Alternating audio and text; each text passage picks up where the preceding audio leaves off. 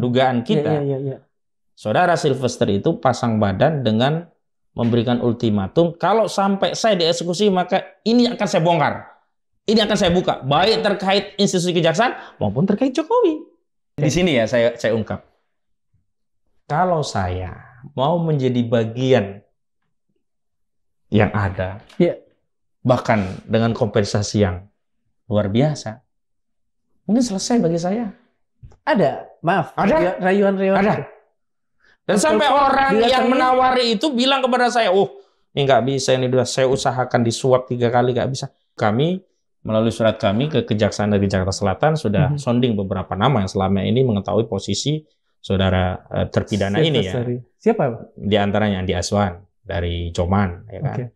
Kemudian Frederick Damanik dari Perucu. Kemudian ada juga Boy Kanu, kemudian Ade Darmawan termasuk dari Cumanan. Ada informasi dari imigrasi bahwa belum ada ya perjalanan keluar atas nama Sylvester Matutina. Dengan status DPO setidaknya jaksa tidak hanya mengandalkan orang-orang ini, tapi juga seluruh warga negara bisa berperan. Agar apa? Perintah dari Jaksa Agung tidak diabaikan. Lalu ada orang mengatakan, itu kan nggak penting jasa loh. Memangnya kalau terbukti palsu ada apa masalah apa? Lah, dikira 169 Undang-Undang Nomor 7 2017 tentang syarat-syarat untuk menjadi presiden itu cuma syarat formil, cuma main-main, asal SMA sederajat orang menjadi calon presiden. Enggak, itu syarat formil, syarat material, bahkan syarat legasi berbangsa bahwa kita kenapa menetapkan orang itu minimal SMA? Karena kita itu negara yang ingin negeri ini diwarisi oleh orang-orang yang punya daya intelektual setidak-tidaknya lulus SMA. Begitu konstitusi menyatakan.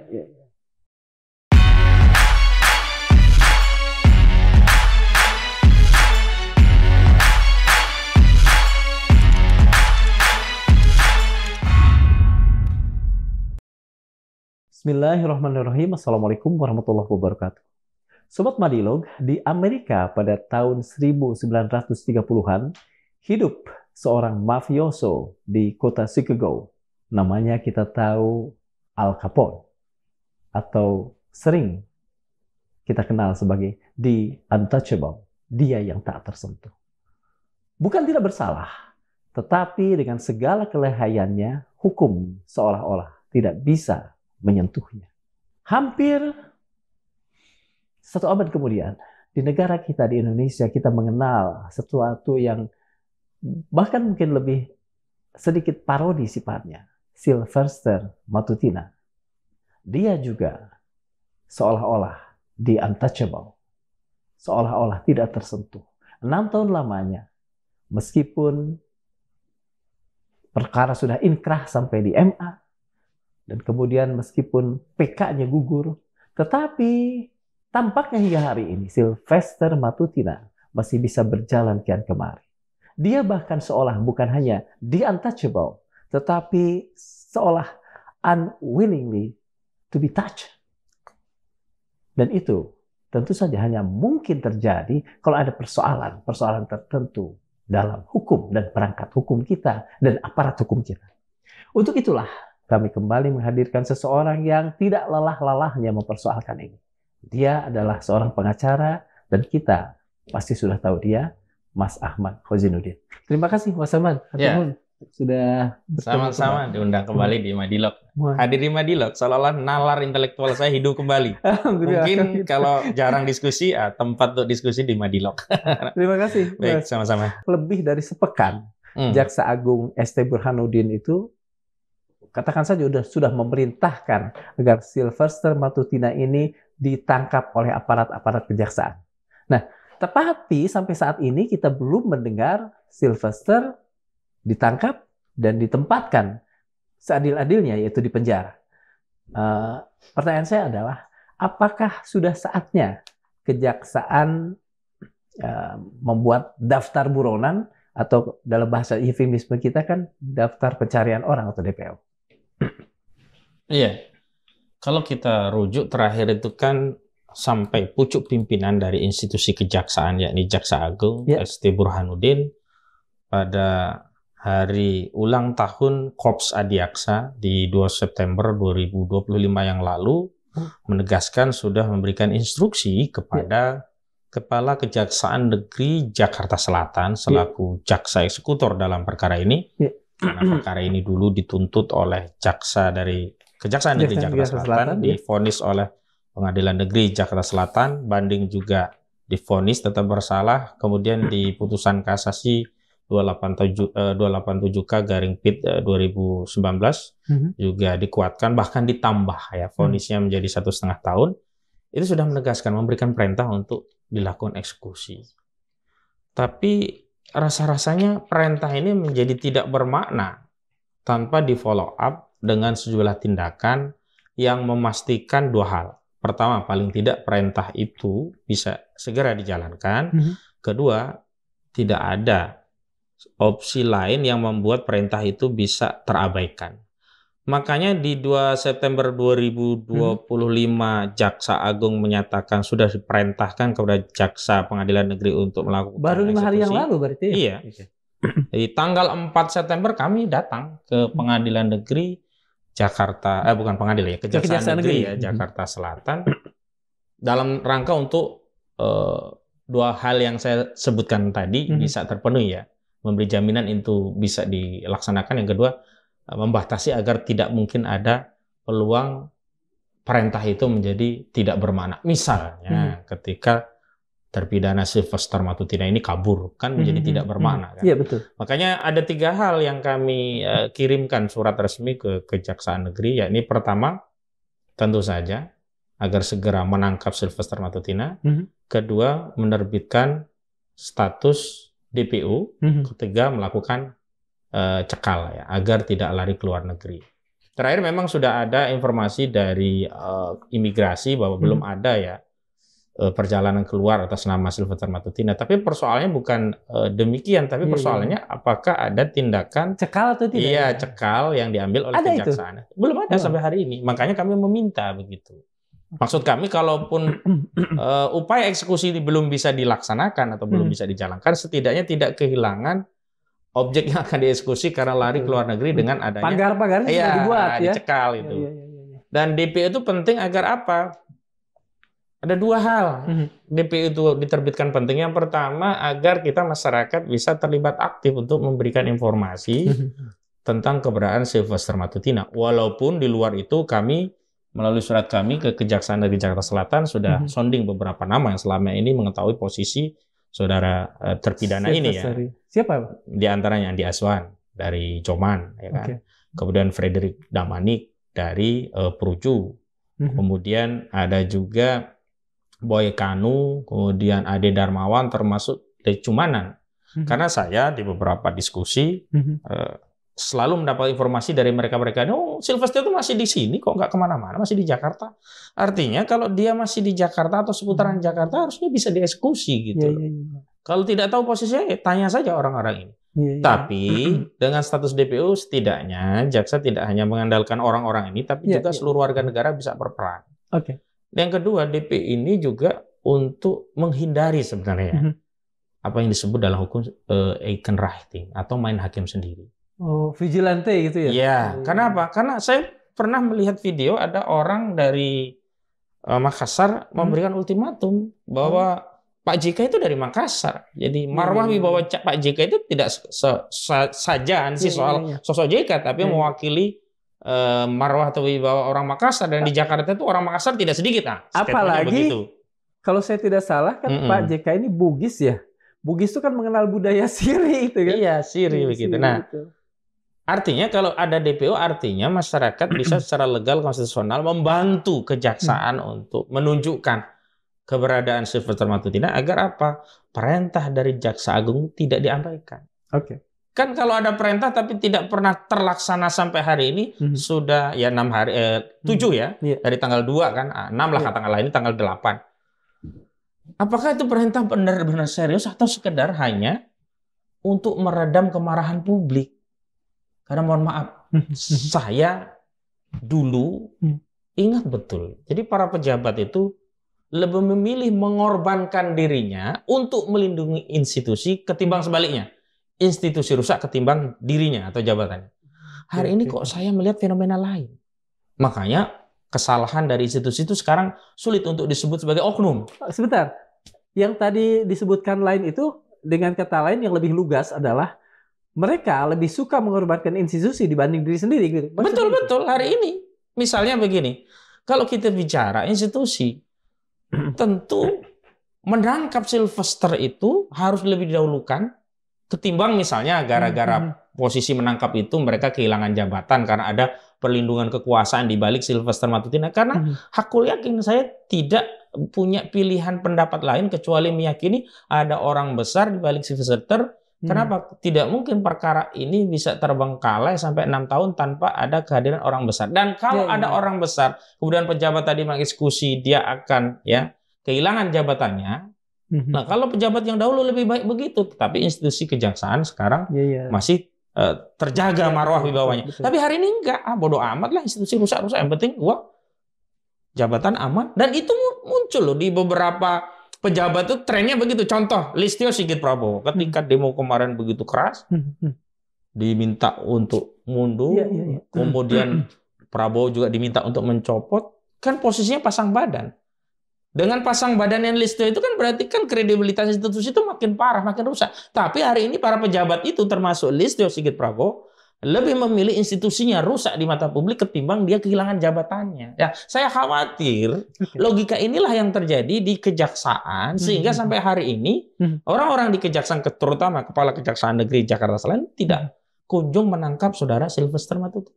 Soal DPO tadi, dan dengan DPO itu kemudian terbuka partisipasi publik seperti yang Bang Hozin katakan. Saya kan orang lama yang pada waktu muda lah katakan, pada waktu remaja itu banyak sekali menonton film-film spaghetti western, ya terutama yang tahun tuh akhir-akhir 69 yang beredar di kita antara 70 akhir sampai 80, misalnya For a Few Dollars More, Fistful of Dollars, yang bicara soal buron. Dan di sana ada yang kita sebut bounty hunter, orang yang pekerjaannya memang menangkap buronan dan mendapatkan penghasilan dari sana. Apakah DPO di kita memungkinkan seperti itu? Oh, kalau itu tidak ya. Oh, tidak, itu tetap saja. Yang melakukan tindakan harus yang punya wewenang. Sejauh-jauhnya tindakan kita menginformasikan. Saya pikir ini salah satu jenis pekerjaan di tengah sulitnya pekerjaan sekarang. Kalau begitu, waduh. Saya sih pengen begitu saja begitu ya. Tapi di konstitusi kita tidak mungkin itu gitu. Paling tidak dengan status buron itu ada wibawa institusi bahwa mereka serius. Karena kan memang sedang mencari dan ditetapkan buron. Kalau hari ini kan kita melihat tidak ada keseriusan. Dan ingat loh, ini orang bersama komplotannya saya sebut demikian lah ya, atau pendukungnya. Itu kan terlihat sekali ya, kalau kita bicara niat ya. Betul. Niat untuk menghindari eksekusi itu sudah terlihat dari beberapa narasi yang berusaha digaungkan ke publik dan berusaha mendapatkan pembenaran atau dukungan publik. Tapi semuanya gugur. Misalkan yang pertama. Saat awal-awal itu kan mereka bernarasi tentang harusnya Sylvester itu juga dapat amnesti dari presiden seperti Tom Lembong, sebagaimana sama Hasto. Ini kan kita negara harusnya ya saling memaafkan lah. Toh itu juga sudah ada perdamaian dengan Pak JK dan seterusnya. Apa yang terjadi? Tidak mendapatkan legitimasi. Berubah masuk ke yang kedua. Ini kan kasusnya kan sudah daluarsa. Dianggap itu. Dianggap daluarsa karena mereka culas cara menghitung daluarsa itu. Bukan dari tuntutan dari pasal, tapi dari vonis. Makanya kan kalau di pasal 78 itu kan kaitannya dengan pasal 84 KUHP. Daluarsa di pasal 84 ayat 2 itu kan daluarsa hukuman atau daluarsa vonis atau eksekusi itu adalah daluarsa penuntutan ditambah sepertiganya. Nah, daluarsa tuntutan ditambah sepertiga. Nah, kita merujuk daluarsa tuntutan di pasal 78 itu memang ada beberapa klaster ya, ada di bawah setahun, ada di bawah 3 tahun, ada di bawah di atas 3 tahun. Kalau di atas 3 tahun itu 12 tahun. Kalau di bawah 3 tahun itu hanya di atas 1 tahun tapi kurang dari 3 tahun hanya sekitar 6 tahun. Nah, mereka menganggap hitung-hitungannya adalah dari vonis. Kalau 6 tahun dulu di bulan Mei kan udah habis gitu. Padahal dihitung itu dari apa? Maksimum tuntutan ditambah sepertiga. Maksimum tuntutan saat itu berapa? 311 KUHP kan vonisnya kan atas 311 4 tahun. Berarti masuk klaster di atas 3 tahun. Berarti berapa? 12 tahun. 12 tahun tambah sepertiga tambah 4 juga. 4. Jadi 16 tahun. Jadi ini belum. Nah, akhirnya kan gugur itu enggak dapat legitimasi hukum dan itu kemudian ditegaskan langsung kalau nggak salah oleh otoritas kejaksaan udah selesai juga. Tapi kan mereka berusaha. Coba kalau kita tidak mengcounter itu kan seolah-olah itu pembenaran. Nah, aparatnya mendiamkan untuk apa? Untuk tidak menjalankan kewenangannya. Sama persis ketika sebelumnya saya diskusi di sebuah media, masih ingat saya dengan Pak Jasman Panjaitan, mantan Kapus Penkum Kejaksaan Agung. Beliau saat itu membuat analisa seolah-olah ini salinan putusannya belum sampai kepada jaksa. Lalu jaksa mau mengeksekusi dengan apa kalau tidak punya salinan putusan? Ternyata sudah dikirim oleh Mahkamah Agung di 19 September. Kan divonis di Mei, 19 September dikirim ke pengadilan pengaju. Itu terbukti pada saat diskusi itu atau beberapa saat saat setelahnya. Artinya ada dua unsur yang menurut saya menarik dalam kasus. Pertama, memang Sylvesternya ingin menghindari dengan berbagai narasi. Kedua, ada keengganan dari kejaksaan. Dengan membangun narasi seolah-olah, oh wajar dong kalau kejaksaan belum mengeksekusi. Misalnya tadi salinan ternyata terbantahkan. Yang kedua, mereka bernarasi, misalnya Sylvester mengajukan PK. Hari ini yang bersangkutan sedang mengajukan PK. Loh, apa kepentingannya Kejaksaan Agung bicara soal Sylvester mengajukan PK? Kecuali kalau itu kuasa hukum Sylvester. Makanya pernah saya kritik Kejaksaan. Jangan-jangan Jaksa Agung ini sekarang jadi kuasa hukum atau pengacara Sylvester. Nggak ada kepentingannya. Lalu kritik masyarakat kan deras. PK tidak bisa menunda atau menghalangi eksekusi. Walaupun akhirnya PK-nya juga digugurkan hilang. Lalu keluar ternyata dulu sebenarnya sudah pernah keluar perintah eksekusi tapi kena pandemi COVID-19. Jadi kalau saya lihat mereka tidak melakukan evaluasi secara komprehensif dan menjelaskan kepada publik apa adanya, tapi mencicil informasi itu untuk sekedar mendapatkan permakluman dari publik. Mendapatkan permakluman bermasalah juga ya? Iya bermasalah. Ada ini kemudian akhirnya dikonter oleh masyarakat. Iya begitu. Gini. Makanya sekarang sampai pada Jaksa Agung bicara udah nggak ada lagi. Apalagi yang mau disampaikan. Dan mohon maaf, Jaksa Agung pun sebenarnya bukan tanpa sebab loh dia bicara. Artinya kalau kita diam pun mungkin bisa jadi Jaksa Agung masih diam. Jadi sebelum media menanyakan kepada Jaksa Agung ST Burhanuddin pada hari Korps Adiaksa di 2 September yang lalu, kami itu sudah kirim surat 3 ke Jaksa Agung. Pertama Jamwas, kedua Jambit, ketiga Jaksa Agungnya. Jambit itu kami minta Jaksa Agung Muda bidang pembinaan untuk melakukan pembinaan kepada institusi kejaksaan, khususnya Kejaksaan Negeri Jakarta Selatan. Tidak mungkin terjadi hal ini. Kami minta audit secara menyeluruh. Setidaknya audit 2 hal. Pertama, keuangan. Yang kedua, kinerja. Keuangan dan kinerja itu ada irisannya. Kenapa? Jadi rencana eksekusi kok kenapa tidak bisa dijalankan? Apakah karena problem anggaran? Nggak mungkin kan? Apa problem kinerja? Atau SDM? Nah, kita pengen tahu. Ini 6 tahun loh. Yang kedua, Jaksa Agung Muda bidang pengawasan. Jamwas ini harus dicek ini ada kesalahan enggak ini dalam kewenangan yang dijalankan oleh jaksa. Jamwas itu kan kalau di PNS kan kayak inspektorat gitu ya kira-kira. Nah, kalau ada ya harus diberi sanksi, apalagi kalau ya kesalahan itu masuk kategori obstruction of justice, dia secara sengaja tidak menjalankan kewenangannya karena ada atensi dari orang yang akan dieksekusi dalam rangka melepaskan orang yang akan dieksekusi. Yang lucu kan justru bukan segera memastikan kapan akan dieksekusi, justru bernarasi Sylvester itu tidak punya saudara. Kami pastikan nggak ada saudara.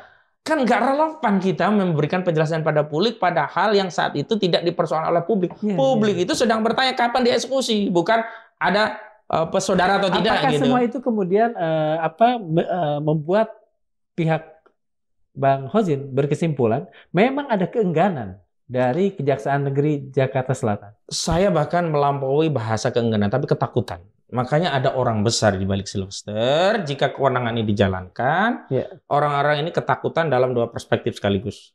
Pertama, ketakutan akan posisi jabatannya. Kedua, ketakutan akan ada masalah karena dia pernah melakukan pelanggaran terhadap kewenangan yang tidak dijalankan ini. Begitu. Nah, hari ini saya pikir memang prosesnya sedang mencoba bernegosiasi.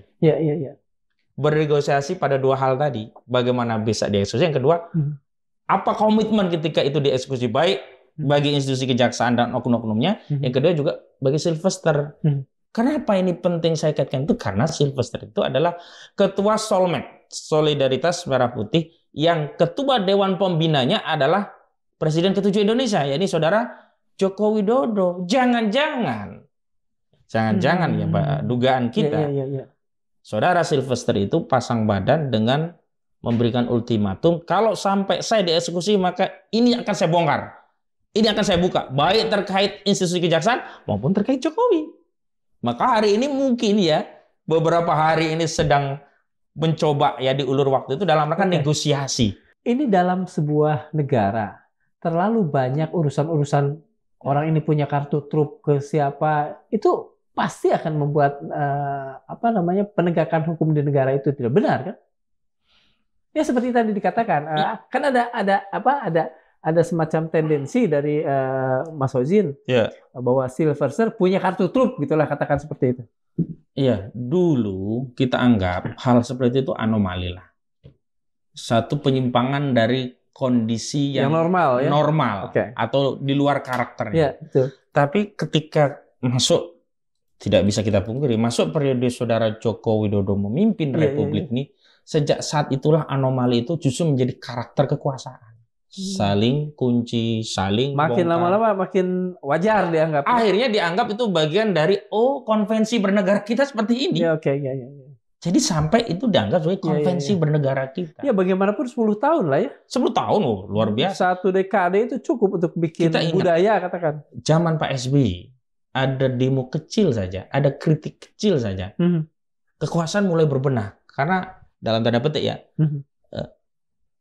Telinga kekuasaan itu genderangnya sensitif, sangat tipis sehingga tidak mau banyak suara. Sekarang di era Jokowi, terserah lu ibaratnya. Yang penting kekuasaan di gua. Lu mau teriak terserah, yang penting kebijakan ada di gua. Dan tren ini yang menyebabkan apa? Ada jarak antara kekuasaan dengan rakyat itu makin jauh. Sehingga ketika titik kekuasaan itu menjauh, ada yang ingin datang merapat, itu bukan lagi dalam konteks untuk membenahi atau mengoreksi, sudah dalam konteks ingin meluapkan kemarahan.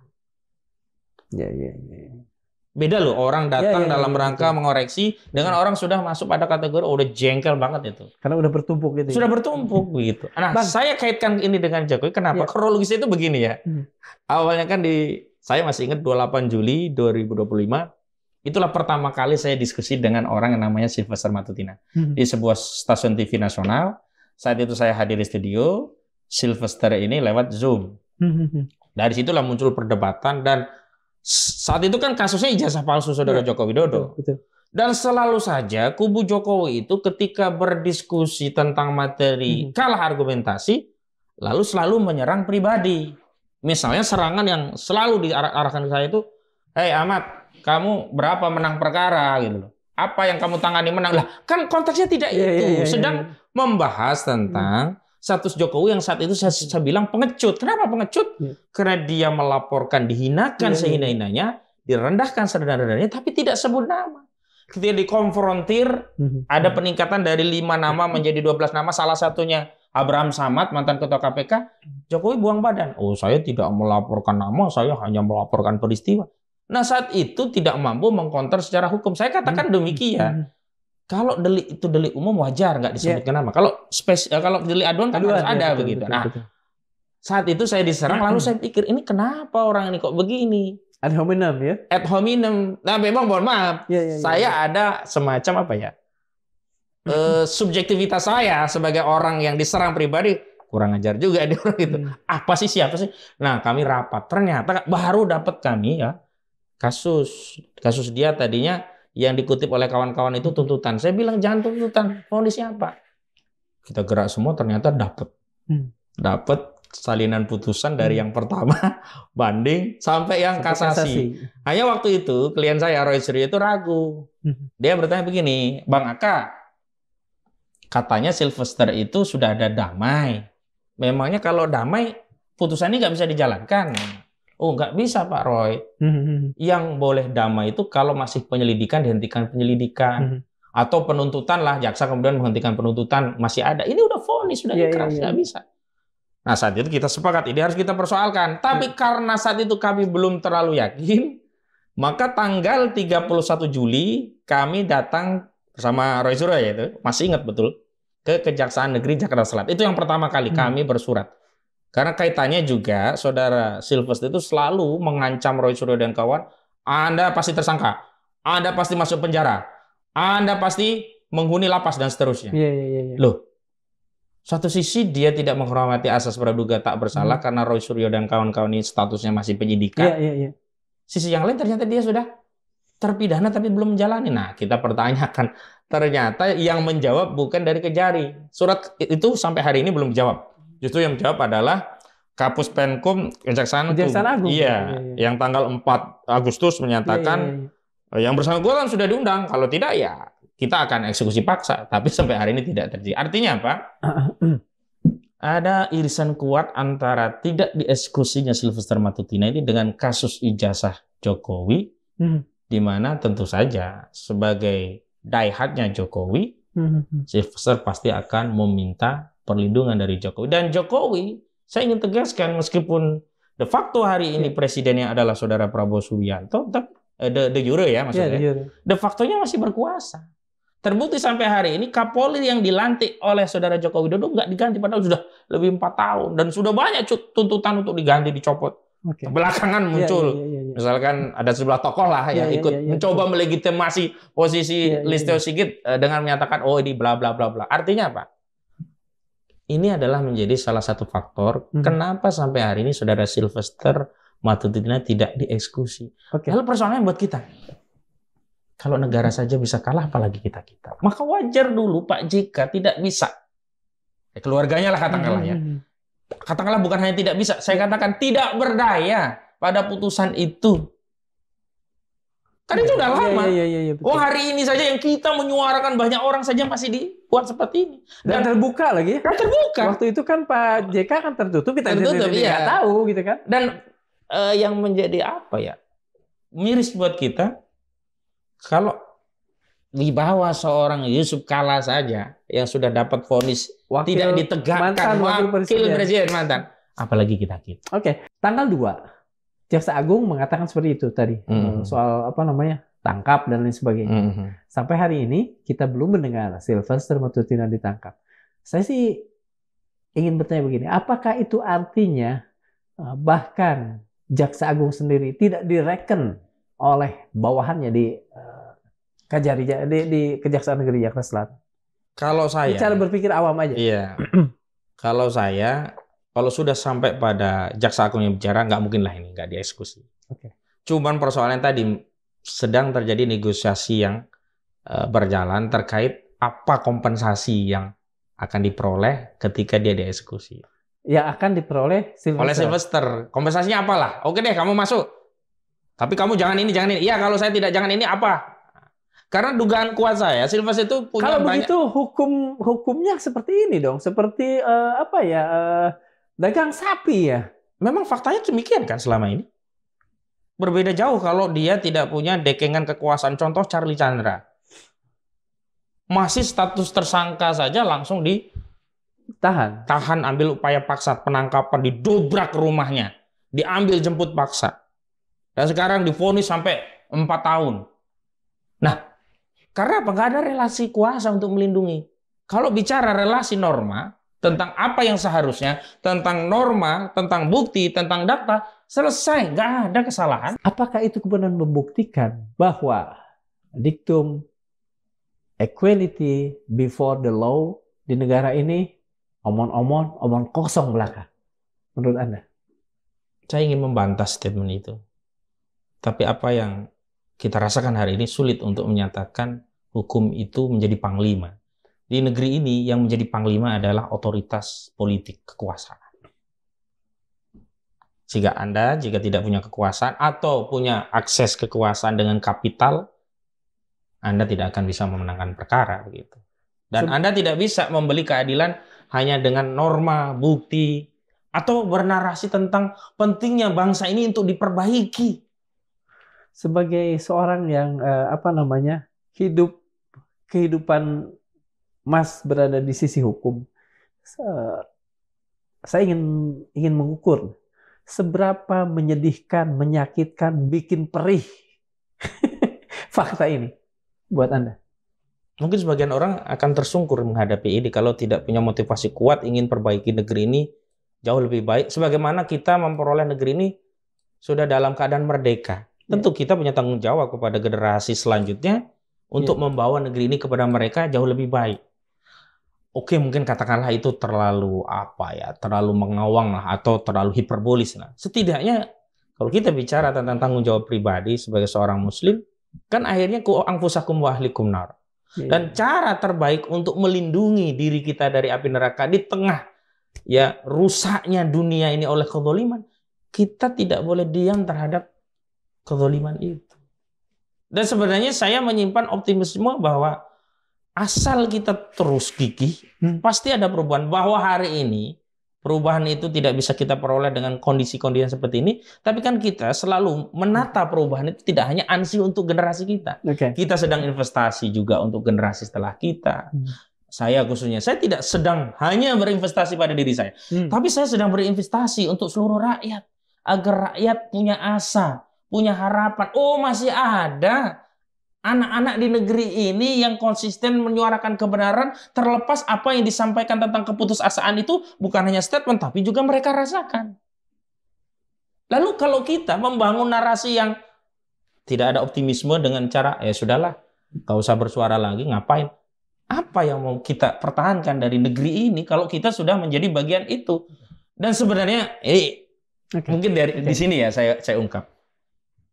Kalau saya mau menjadi bagian yang ada, bahkan dengan kompensasi yang luar biasa, mungkin selesai bagi saya. Ada, maaf, ada rayuan-rayuan. Ada. Dan sampai orang yang menawari itu bilang kepada saya, ini nggak bisa, ini udah saya usahakan disuap 3 kali nggak bisa. Saya dalam hati ini orang nggak punya malu, dia berusaha menyuap saya, dia yang bilang juga, walaupun saya udah tahu ini indikasinya kemana. Ini terkait PIK 2. Nah, kembali ke soal Sylvester ini, kalau kita lihat dari perspektif kasusnya, ya mungkin agak hiperbolis juga kita membicarakan narasi berbangsa hanya dengan rujukan Sylvester. Tetapi kan ini kita katakan ini urusan hukum. Iya. Bagaimana hukum kemudian yang seharusnya tegak, kemudian dibikin bengkok, layak-leok gitu ya. Dan ini saya anggap sebagai fenomena gunung es. Yang nampak hanya Sylvester, yang lain banyak lagi. Dan mohon maaf, tadi kalau di Amerika ada cerita orang, siapa tokohnya Al Capone. yang kopoh tadi loh. Oh, Elliot Ness. Nah, saya ingin mengambil nomenklatur kopoh itu bukan dalam pengertian ego saya atau ego kita, tapi kopoh. Setidaknya saya menonton dari The Untouchable. Iya kan. Jadi sebenarnya hari ini kita harus kopoh dalam pengertian bahwa hukum itu harus benar-benar ditegakkan. Yang benar harus katakan benar, yang salah harus katakan salah. Bukan dalam pengertian kopoh itu maunya sendiri, menang sendiri. Enggak, tapi hari ini kita sedang memenangkan kebenaran, memaksakan kezaliman itu harus segera berhenti dan segera diganti dengan keadilan. Sikap yang kekeh kopoh seperti ini, kan ini sebenarnya normatif saja karena konstitusi kita juga mengatur demikian. Di satu sisi orang bisa mengatakan kekeh, di sisi lain itu istiqomah kan? Nah makanya bahasa ini yang harus sering kita edukasi, karena seringkali stigma-stigma buruk itu membuat orang yang menyuarakan kebenaran itu kadang minder sendiri atau nggak pede. Contoh, kadang-kadang disebut dengan ekstremis, radikal. Dulu zaman Belanda boleh jadi Pangeran Diponegoro itu ekstremis, radikal. Nah hari ini kita tidak perlu melihat stigma itu apa, tapi posisi kita dalam konteks bernegara, dalam konteks bagian dari anak bangsa di republik ini, di negeri ini, sebenarnya kita ini sedang melakukan perbaikan atau terjerumus dalam kerusakan, bahkan melegitimasi kerusakan. Yang lebih bahaya yang ketiga ini sebenarnya. Melegitimasi, baik dengan diamnya dia terhadap kerusakan, apalagi dengan tindakan dia yang melegitimasi kerusakan. Belum lama saya kritik keras perayaan Maulid Nabi di PIK 2 yang dilakukan oleh Nono Sampodo yang mengundang Menak Menteri Agama, yang di situ ada istighosa. Saat itu Nono Sampodo berbusa-busa tentang meneladani Nabi, akhlak, dan seterusnya. Iya. Tapi mereka melakukan perayaan terhadap Maulid Nabi di atas tanah rampasan tanah rakyat. Dan Nabi sudah mengharamkan merampasan sejengkal saja, itu sudah kedoliman luar biasa. Nah, hari ini orang-orang yang punya jubah agama juga ikut-ikutan kemudian melegitimasi kezaliman itu dengan berbagai saya jadi ini ya, ini kita agak melenceng sedikit. Ya. Tapi kan bahkan kalau saya tidak salah dari tarikh itu kan ada ini. Bahkan masjid yang dibikin untuk urusan-urusan nggak jelas aja, kalau tidak salah dihalalkan dibakar. Dulu zaman Nabi kan masjid Diror gitu ya. Masjid Diror itu. Iya, tapi ini saya ingin mengajak kita semua agar rinci teliti untuk memahami setiap narasi yang disampaikan dan agar kita tidak terkecoh. Karena orang-orang yang berbuat kerusakan pun kalau ditanya, sesungguhnya kami berbuat kebaikan. Itu dikatakan dalam Al-Quran. Kita berbuat kebaikan kok, kita membangun kok. Iya, membangunnya itu bagus, tapi ketika merampas tanah orang, hari ini misalkan kejaksaan terus ya, dia mengabaikan kewenangannya. Dia bisa saja berdalih, kami terus berusaha kok. Di antaranya kan kalau saya lihat itu ada narasi dari imigrasi yang menyatakan dia belum keluar, seolah-olah aman gitu loh, nggak keluar. Kan yang diharapkan bukan itu. Tindakan jaksa itu apa? Kalau 3 hal yang kami minta itu di Kejaksaan Negeri Jakarta Selatan dijalankan, kita paling tidak bisa membaca ada niat yang serius dari institusi kejaksaan untuk menjaga marwah dan wibawa dari Korps Adiaksa. Kalau itu dilakukan berarti Mas Khozin dan kawan-kawan melihat ada niat yang serius dan seterusnya. Betul. Saya balik. Kalau begitu sampai hari ini Mas Khozin tidak atau belum melihat ada niat yang serius itu? Tidak, makanya saya bilang hari ini mereka sedang bernegosiasi. Bernegosiasi. Ya, oke dah. Oke, kita tidak ingin mengelaborasi urusan negosiasi apa, karena kita nggak tahu kan. Apakah memang Pak Roy Suryo ini sudah mulai ditinggalkan oleh kawan-kawannya sendiri, Mas Khozin dan lain sebagainya? Itu yang kemudian sedang kuat di beberapa TikTok lah, katakan di beberapa medsos akhirnya. Oh enggak. Saya ada satu grup yang anggotanya adalah tim pengacara, juga klien prinsipal termasuk Pak Roy Suryo, dan di situ selalu kita bahas ya perkembangan, termasuk kami informasikan kepada media, kepada pemirsa Madilog begitu. Terakhir itu kan sudah sampai pada tahapan pemeriksaan seluruh terlapor. Jadi 12 orang terlapor itu sudah diperiksa. Kemudian ada 2 orang terlapor itu mengajukan permohonan untuk diperiksa sejumlah ahli. Pertama Abraham Samad. Itu meminta 2 tokoh jurnalis dan 1 saksi dari podcast yang dikelola Abraham Samad, yakni Abraham Samad Speak Up, untuk diperiksa. Tokoh jurnalisnya yang sudah diperiksa itu adalah Lukas Luarso, itu dulu, dari Aji. Mantan ini Aji pertama ya? Ya, Aji. Ya. Ketua Aji pertama. Dan pernah juga kalau nggak salah di Dewan Pers kalau nggak salah. Iya, betul. Yang kedua Bambang Harimurti. Oh, Mas BHM. Cuman Bambang Harimurti kemarin karena ada ribut-ribut demo ini, ya reschedule ditunda seminggu. Seminggu yang selanjutnya juga reschedule lagi. Nah, kita belum ada jadwal lagi. Kemudian ada 1 saksi namanya Samsudin Alimsah. Itu yang lebih tahu bagaimana teknis podcast itu dilaksanakan oleh Abraham Samad Speak Up. Yang kedua Rismon Sianipar, itu terakhir kita minta mengajukan 3 ahli. 1 ahli IT, 2 ada ahli pidana. Ahli pidana itu rencana kita akan ajukan 2. Ketiga ahli linguistik, ahli bahasa, lebih spesifik linguistik forensik. Saya sudah diskusi dengan seorang profesor linguistik forensik. Siapa? Saya tidak sepil dulu ya. Betul, yang jelas ini satu-satunya di Indonesia begitu. Dan beliau sudah bersedia, cuman kita sedang menunggu jadwal dari Polda kapan pemanggilannya begitu.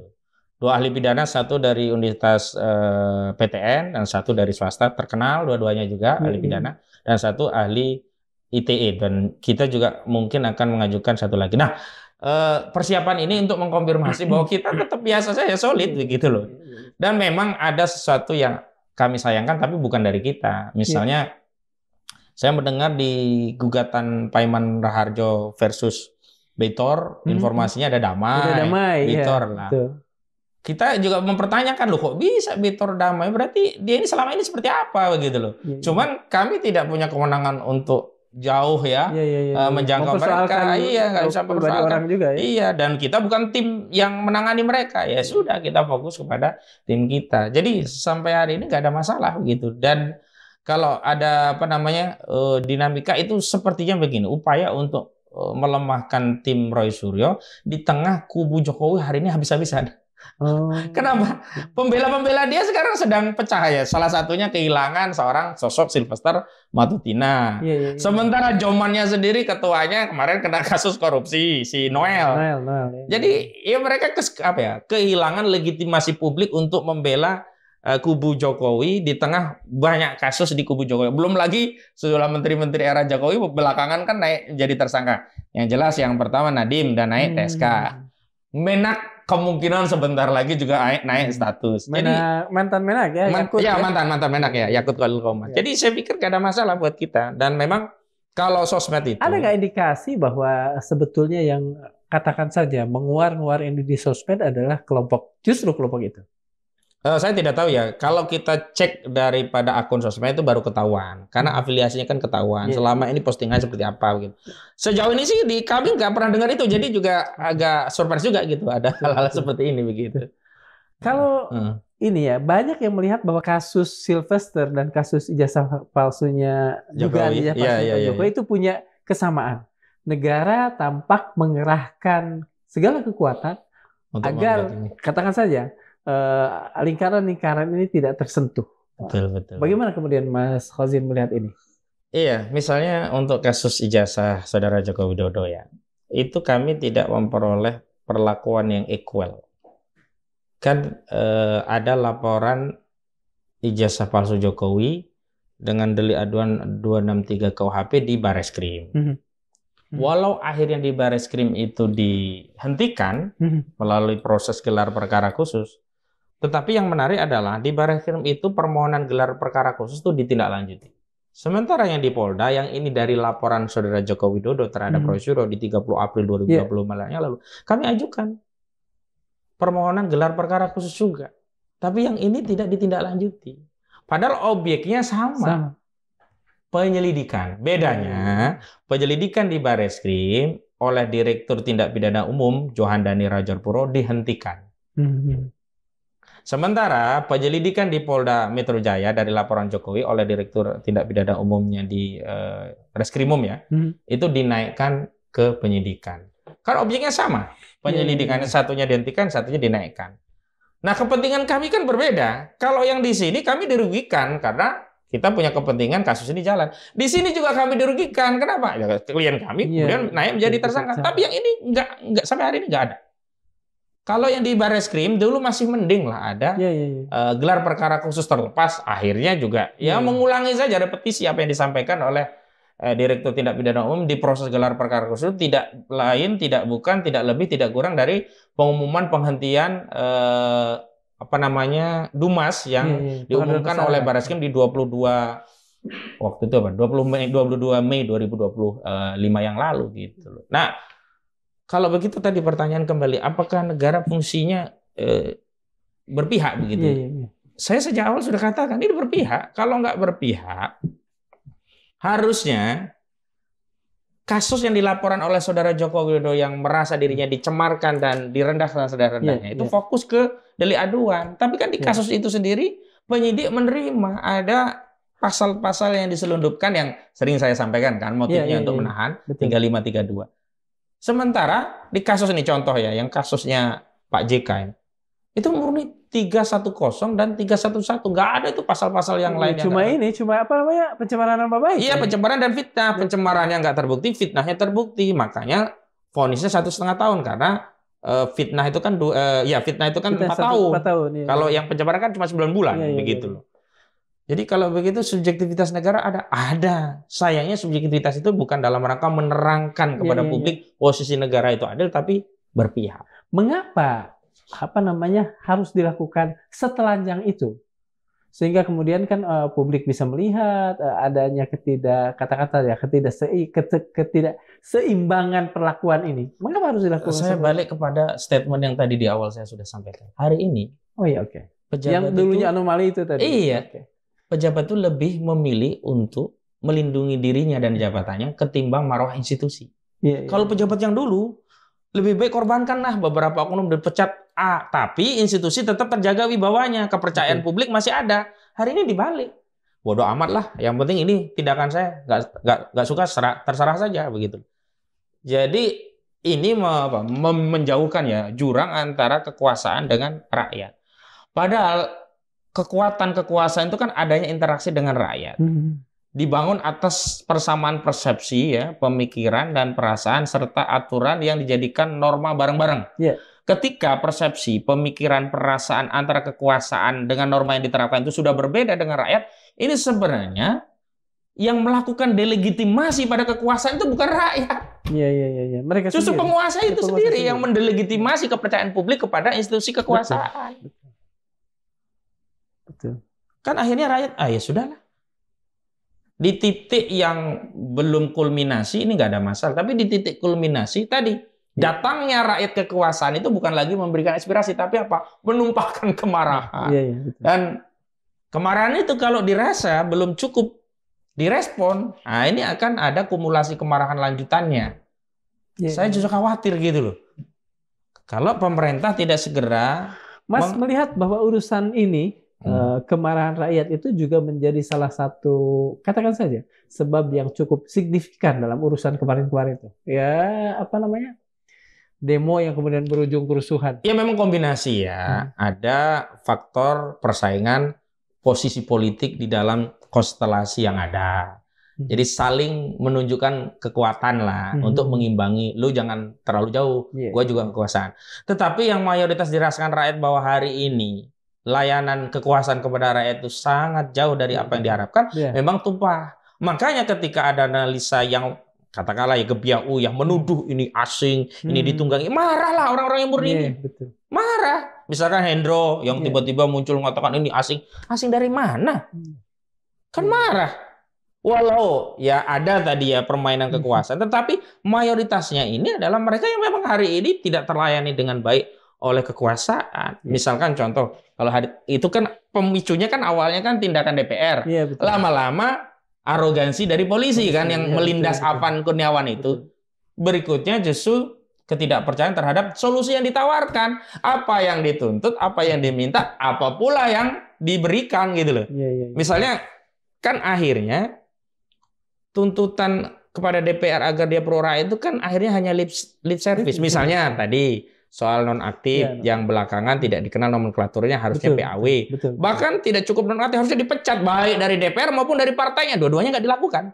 Yang dilakukan, yang diselebrasi, yang dipamerkan publik oleh struktur ya partai masing-masing itu kan hanya nonaktif. Baru kemudian ketika rame mereka akan melakukan evaluasi lanjutan dan seterusnya lah. Yang kedua, kebijakannya juga nggak berubah sampai hari ini. Yang ketiga, begitu ada tuntutan copot Kapolri, dua-duanya tidak melihat ini sebagai tuntutan yang harus dipertimbangkan, apalagi ditindaklanjuti. Pertama, oleh Kapolrinya sendiri, dia ngeles ya.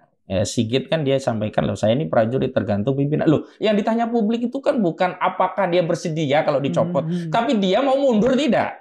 Kalau sebagai seorang yang ditanya mundur atau tidak, itu subjektif sendirinya, tidak berkaitan dengan otoritas presiden. Karena kalau dia mau mundur, presiden juga bisa tidak lanjuti, kecuali Anda siap nggak dicopot, itu hal yang lain.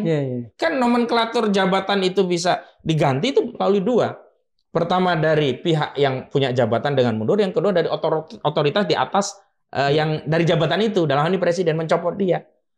Kalau pertanyaan itu terkait pilihan dicopot dia ridho atau tidak, dia bisa katakan saya ini prajurit. Tapi ketika publik menanyakan, Bapak gimana, siap mundur nggak di tuntutan masa berikutnya? Terus dijawab dengan saya di prajurit tergantung sama presiden, nggak nyambung. Berarti dia memang ingin tetap dalam jabatannya itu. Yang kedua tadi, itu kan satu pihak yang satu. Yang kedua Prabowo-nya pun saya lihat kok nggak mau ya mengkompensasi kemarahan rakyat dengan setidaknya satu saja. Kan yang dituntut copot kan banyak. Gibran, menteri bersihkan dari kabinet Jokowi misalnya. Menteri-menteri ekonomi yang kinerjanya nggak jelas. Begitu. Paling tidak Kapolri dulu lah. Enggak juga. Akhirnya orang mengatakan, Anda melihat tidak ada satupun yang dilakukan presiden dalam urusan kemarin itu? Ya ada, dalam konteks saya tadi sekedar untuk meredam. Mungkin kalau penyakit itu dikasih Panadol lah ya. Tapi gejalanya saja yang mau dihilangkan. Tetapi persoalan yang menjadi latar belakang atau yang mendasari gerakan mahasiswa masyarakat yang mohon maaf terlalu lancang kalau kemudian kita katakan itu ditunggangi asing. Karena kenyataan bahwa rakyat ini sulit itu dirasakan semua orang gitu loh. Justru kita bertanya-tanya kepada saudara Hendro Priyono, motif apa statement itu dikeluarkan? Karena kalau statement itu berasal dari seorang intelijen, apalagi gurunya intelijen. Iya betul, maha gurunya. Yang pertama kita simpulkan bohong gitu loh. Di Intel itu bohong biasa. Karena memang tugas dia ingin mengelabui siapapun begitu. Nah, persoalan bohongnya itu di mana? Ya kita lihat saja hari ini yang berteriak anak negeri kok tiba-tiba bernarasi tentang asing dan seterusnya. Kalau dulu masih mending. Karena dulu ada relevansi kemarahan dengan nilai tukar rupiah terhadap dolar yang tiba-tiba jauh. Betul. Itu masih nyambung. Nah, walaupun di dalam setiap konstelasi politik kita bisa katakan tidak mungkin steril lah ya. Pasti ada. Hanya yang dominan itu yang mana? Yang kedua, bahasa itu layak atau tidak disampaikan kepada publik di tengah rakyat yang sedang berjuang kok dituduh ditunggangi lah, ada asing lah. Tidak simpatik lah ya. Tidak simpatik. Dan sekali lagi, kalau memang itu informasi sifatnya intelijen, itu bukan disampaikan ke publik, disampaikan pada otoritas. Namanya juga info intelijen. Kalau begitu, berarti nyaru intel untuk mengkondisikan persepsi publik, beropini ini namanya, gitu. Apa yang harus dilakukan Presiden sesegera mungkin agar tadi kan Mas mengatakan bahwa persoalan ini tidak diobati sebagaimana harusnya dan hanya diberikan tadi semacam pereda nyeri lah. Saya yakin Presiden tahu apa yang harus dia lakukan. Tetapi yang saya sayangkan, kenapa Presiden tidak melakukan apa yang dia ketahui dan seharusnya dia lakukan. Dan di titik itu, taruhannya bukan lagi soal kredibilitas menterinya, kredibilitas Kapolrinya. Saya khawatir tuntutannya nanti bukan hanya makzulkan Gibran, ganti menteri, bisa sampai saja, bisa mungkin saja ya sampai pada tuntutan turunkan Prabowo. Karena dianggap kalau begini sudah satu paket. Nah, agar itu tidak terjadi maka harus ada satu tindakan yang mengkonfirmasi negara hadir terhadap masalah yang dihadapi rakyat. Apa parameter negara hadir? Ya kebijakan presiden. Karena negara itu sekarang itu ya representasinya melalui kebijakan presiden. Kebijakan presiden untuk menegaskan negara hadir. Kita hubungkan dengan dua persoalan ini. Kasus Sylvester di satu sisi, kasus jasa Jokowi di sisi lain. Apa yang kira-kira? Kasus Sylvester negara hadir, tangkap. Jangan pakai lama. Kasus ijazah Jokowi, prosesnya secara berimbang. Ada atensi dari dua pihak, laksanakan. Kalau di dalam kasus yang di Barreskrim ada gelar perkara khusus dilaksanakan, di kasus yang di Polda juga harusnya dilaksanakan. Yang kedua, memang ada jembatan yang bisa menghubungkan dua kepentingan dan agar kita tidak berseteru berkepanjangan. Otoritas Presiden panggil Jokowi, suruh tunjukkan ijazahnya, selesai. Karena kan yang diminta Roy Suryo kan ijazahnya. Cuma problemnya, bagaimana kalau yang ditunjukkan ijazah itu ternyata memang palsu seperti yang selama ini sudah diobservasi oleh Roy Suryo dan Risma. Ya Presiden juga harus berdiri di atas konstitusi, ia menghukum siapapun yang melakukan pelanggaran, entah dia rakyat jelata atau dia mantan presiden.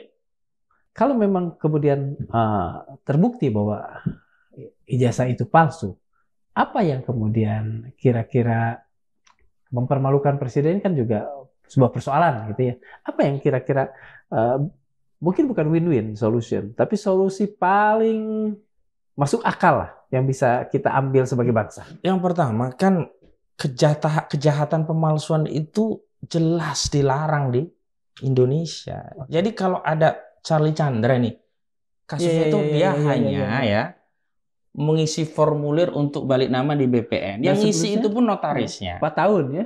itu pun kena 2, 6, 3, 4 tahun. Padahal nggak ada korban. Iya, iya, iya. Nah ini kalau ijazah palsu korbannya seluruh rakyat, menipu rakyat.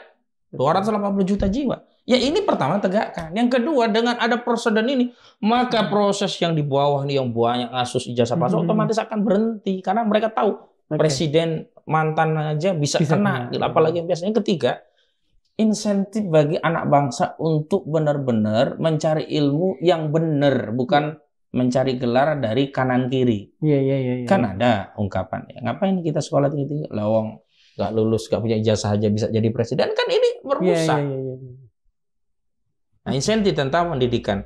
Yang paling penting adalah kita membersihkan legasi bangsa kita, kita wariskan kepada anak cucu kita. Udah selesai urusan itu, udah dituntaskan oleh kita. Kalau ini nggak dituntaskan, ini akan jadi panjang sampai generasi selanjutnya. Atau mohon maaf, khawatir jangan-jangan berhentinya ditutupnya dengan bubarnya republik ini, seperti yang dikatakan Prabowo Subianto bahwa Indonesia terancam bubar di 2030.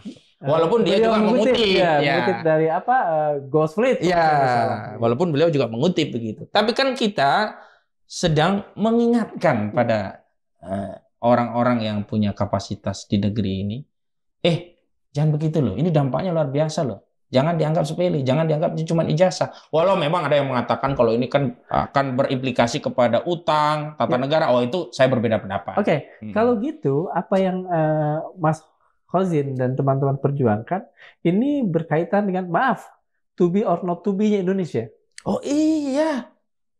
Dikira 169 Undang-Undang Nomor 7 2017 tentang syarat-syarat untuk menjadi presiden itu cuma syarat formil, cuma main-main, asal SMA sederajat orang menjadi calon presiden. Enggak, itu syarat formil, syarat material, bahkan syarat legasi berbangsa bahwa kita kenapa menetapkan orang itu minimal SMA? Karena kita itu negara yang ingin negeri ini diwarisi oleh orang-orang yang punya daya intelektual setidak-tidaknya lulus SMA. Begitu konstitusi menyatakan.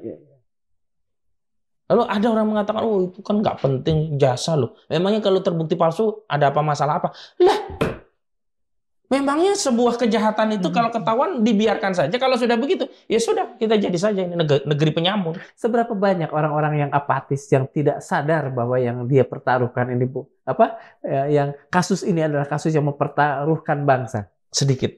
Kalau yang sering saya temui, mereka itu memang meyakini bahkan ya ijazah itu palsu dan mereka ingin itu agar dituntaskan. Saya Kang Darmawan ya beberapa kali ya habis sholat zuhur, sholat lah di masjid, kemudian di rest area ketemu banyak orang, tiba-tiba Pak pengacara Pak Ahmad gimana kasus ijazah, dan argumentasi mereka rata-rata sama, sederhana.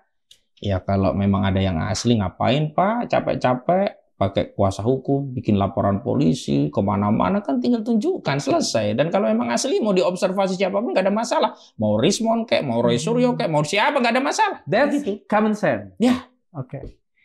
Dan hari ini kita ingin kewarasan publik itu harus ada ujungnya.